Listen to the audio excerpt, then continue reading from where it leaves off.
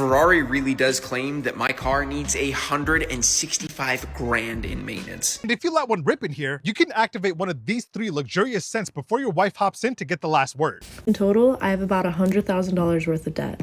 Today we're looking at a full menu of bad decisions.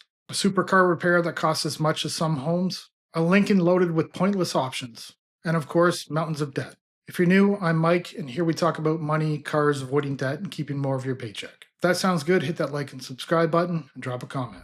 As much as I wish this was the case, Ferrari really does claim that my car needs 165 grand in maintenance. This is the $150,000 estimate they sent me, and the only thing missing from this list is the transmission work that was completed just before I got the car that is back in there getting warrantied, which was approximately $15,000.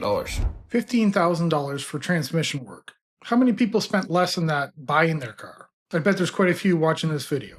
The rest of it is right here and very absorbent, because if we look through the list, it's relatively normal stuff. Tires, axle shafts, shocks, alignment, oil seals, front brakes, rear brakes, PTU flush, which is essentially the front gearbox or the front wheel drive system, brake fluid, oil and filter, auxiliary belt, cabin filter, engine filter, and some under tray stuff.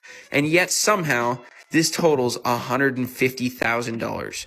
Even if I could afford a supercar, I wouldn't, just because of ridiculous prices like this. I've had a few comments in other videos where people mentioned they purchased their home for around this price. 65 grand in brakes on here, almost $40,000 in shocks, and every other one of these services using OEM parts and Ferrari labor is very, very expensive. It really doesn't take long for it to add up to a total like this. And yet this does not surprise me one bit, because this is just what it costs to maintain a supercar at the main dealer. It was no different from my McLaren and the pricing I got to do the work I did on that.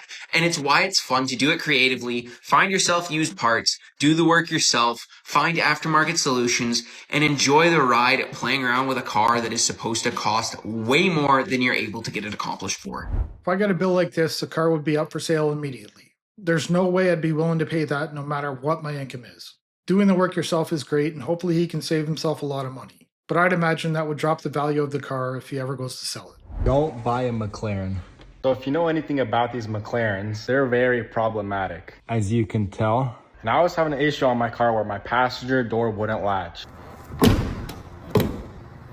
So I went ahead and bought a used door latch because the dealer wanted $2,000 for this. And to install this new door latch, which is located right here, you basically have to strip the whole interior to access this latch from here. Literally all of this has to come out just for the door latch. So I installed that door latch and it still did not fix the issue. $2,000 for a door latch? No thanks. My cheap Kia door shut just fine, and there's 4 of them. All that work just to replace one part. These cars are built to race, not designed for the best way to do repairs. And every time I'd latch the door, the soft close would just spit it right back out. So I went ahead and bought 3 more door latches because I thought the first door latch that I bought was already broken. And I've already installed all of these door latches and it was still spitting the door out. I was all out of options and I didn't know what to do anymore. So I just had the car sit for a few weeks. And after coming back from the car sitting for a few weeks, the door all of a sudden decides to work. Somebody make that make sense. I can appreciate these cars. They look amazing, they're insanely fast. But the more I look at what goes into owning one, I wonder why anyone would even want one. Check this out. Once you finish arguing with your wife and hit this rejuvenate button inside the 2025 Lincoln Navigator, you'll turn this into your own therapy session with calming waterfall visuals on this big panoramic display, heated massaging seats, relaxing scents that flow through the vents, while nature sounds instantly lower your stress levels. And watch this, you even get a screen down here to watch YouTube or play video games in peace. And if you let one rip in here, you can activate one of these 3 luxurious scents before your wife hops in to get the last word. Yeah, besides being a really good therapist, the Lincoln Navigator is one of the best luxury SUVs. And that's because you get these heated, ventilated, and massaging front seats that are 30-way adjustable. That's crazy. Lincoln is going above and beyond for adding everything a vehicle doesn't need. Waterfalls on the screen, air fresheners, video games, and YouTube. Nobody needs this.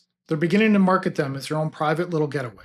There's this big center console with space for your emotional baggage, a wireless charger over here, cup holders, and more storage in the armrests. There's also this square steering wheel that you can adjust from right here. Outside, the Navigator L is so big that you'll have a hard time parking it. I think it's a pretty good looking update, but these 24-inch wheels are wild. Now, the rear seat luxury in this thing is so good, your kids will feel like they have their own 401k. It has heated, ventilated, and massaging captain chairs, rear entertainment screens, and a spacious heated third row. Power comes from a twin-turbo V6, making an impressive 440 horsepower. 0 to 60 comes in at 5.5 seconds, and stop writing that comment about it not having a V8. So would you take this over a Cadillac Escalade or a house? Let me know. Would you take it over a house? Absolutely not. This Lincoln is over $100,000. Most of us already have enough screens at home. Air fresheners are cheap to buy. YouTube and video games are available on the phone we already have. And you can pick up a massage chair for a few $1,000s if you want one. TikTok, got a crazy story for you on this car. This was a first payment default. I sold this car to a lady up in Virginia. It took me about a month to repo this back. Couldn't find the car. Turns out it was with somebody else. Finally did it. We used multiple recovery services. Cost us a lot of freaking money. So unfortunately, guys, that happens a lot here whenever you use the first payment default banks. But lesson learned. I'm gonna stop kind of using them if I don't have to. But it took us $750 for the repo. $1,700. I sent my boy Bedrock Towing Brian up there to recover this car. Cost us another $400 in keys. So there you go. There's been a few videos on this channel of people buying BMWs they can't afford. This one missed the first payment. You know when you're signing the papers if you can afford it or not. If you're living paycheck to paycheck, you can't. I doubt their financial situation changed in just a few weeks. If I didn't find this car, I was going to be out $40,000. Looks like the only damage right here is going to be the front lip. Overall, the car looks good. I haven't been inside of it, but let's check it out. All right, look, here's the inside. They had a dealer plate on there. Obviously, they're trying to hide this car from the repo man. They got a bunch of chase checks in here. That's not even in these people's names. Sour patches. I don't know what that is. More invoices. That thick paper where people used to make checks with. So yeah, guys, make your first payment. I don't want to repo your car. Make your second, third, fourth, fifth. Make all the payments, right? If you're going to buy a car, you know, be responsible. I'm not talking about this guy, but dealerships need to be more responsible about who they're selling to. Banks also. They're handing out money to anyone that walks in. They know that they're not going to be able to make those payments, or at least for very long. This is the first time that it happened, but AI actually helped me sell a car today. A guy come in who was actually a former basketball player at Mizzou that's going to help his son buy a car, come in and said that he was looking at AI last night for reliability on used cars. The car that came up was a Toyota hybrid. If you guys remember, I made a video talking about if I was buying a car for my son or for my daughter, this is what I would buy. And so we just got this car in. We've had this car maybe less than 48 hours. You can see we just got the windshield in it. I didn't even have time to detail it. I was asking AI, and then he went out there and found dealerships with Toyota Camry hybrids. It's really not even worth showing off the car because how dirty it is. We're gonna clean it for him, obviously, and it's already been serviced. We already put the windshield in it, but we can't believe it. He is buying this car because AI told him the Toyota Camry hybrid is one of the most reliable vehicles that he could buy. I think AI got it right this time. But if you use AI like ChatGPT, you know it's hit or miss. Even with basic things. You can't trust it without double checking everything. It's a helpful tool, but I wouldn't put too much trust into it. AI also told him that this is one of the lowest maintenance cars that you could buy, which is true. Outside of an EV, they are the lowest maintenance car that you could buy. The car's in good shape. We did actually just get the rear wheels refinished today. Kind of had an emergency appointment on them, but came out really good. There was some curb rash. I am a believer that as soon as you get a car in, a dealer should post it. There's a lot of dealers out there that will tell you that you need to post the car only when it's clean. I don't believe in that. I believe you get them on the internet. But this is a perfect example of AI sold us a car today. I want to know your thoughts down in the comments. Would you trust AI when purchasing your next vehicle? Let us know. ChatGPT frequently makes things up. It's called AI hallucination. It generates responses based on patterns it was trained on, not by accessing a database of facts or possessing an understanding of truth or falsehood. I invest in purses. You invest in purses? They're an investment. What is the most expensive thing you'll do on this trip? Buy a couple of purses. What kind of purses are we talking? Probably Burberry, Louis Vuitton. Woo! Go to Chanel. Hold on, he's shaking his head like hell she is. Did you budget for this trip? No. What do you mean no? What'd you do? I just said, only live once. Come on, let's go. You just YOLO'd it on the credit card? Is that what you did? Exactly. Can you tell us, like, what is your checking account balance right now? Do you even know?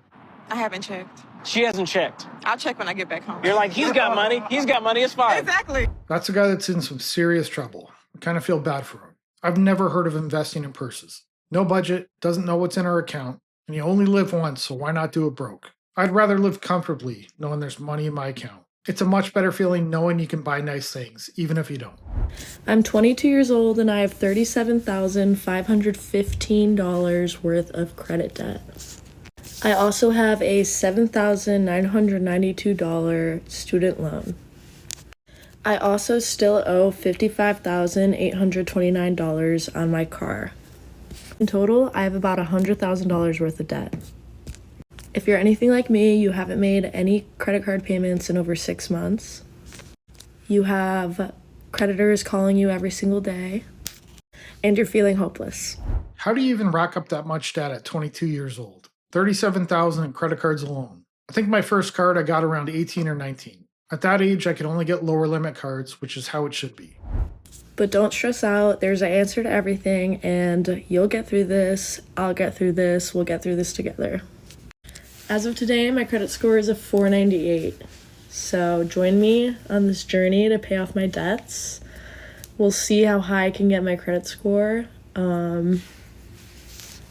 I'm also not here to give financial advice, obviously. I'd probably be the worst person for that, but if you want to watch me tackle this debt, I'll keep my TikTok updated, and yeah. The last thing she needs to worry about at this point is her credit score. The focus should be on working as much as she can and bringing in as much money in to pay down that debt. I imagine she'll still be paying this off into her 30s. I'm going to end the video here and ask you to hit that like and subscribe button, drop a comment below. I'll see you in the next one.